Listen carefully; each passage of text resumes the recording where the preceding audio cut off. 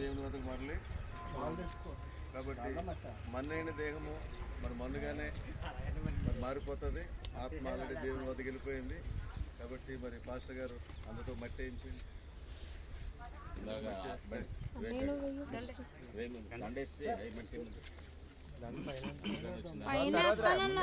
ప్రార్థన చేద్దామండి. మహాపరిశుద్ధుడా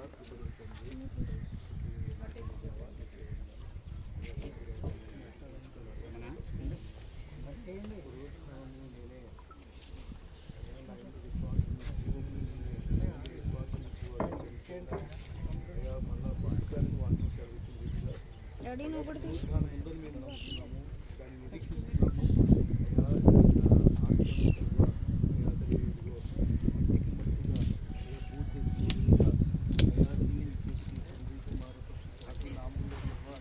ఇది క్షయమైపోయిన ఈ శరీరం అక్షయతను ధరించినంత వరకు కూడా అయ్యా నీ కృపలో మీరు భద్రపరచండి. పరిశుద్ధాత్మదేవా సజీవులు ఉన్న మేమందరూ కూడా అయ్యా తండ్రి ఏ ఆధ్యాత్మిక జీవితం అయితే అయ్యా తండ్రి బాబురావు గారు చూపించారో అయ్యా ఆధ్యాత్మికమైన మార్గంలో మేము అందరూ నడుచుకుంటూ ఈ నిత్య రాజ్యానికి చేరే భాగ్యాన్ని మా అందరికీ దయచేయమని యేసయ్య నామములో అడుగుతున్నాం తండ్రి.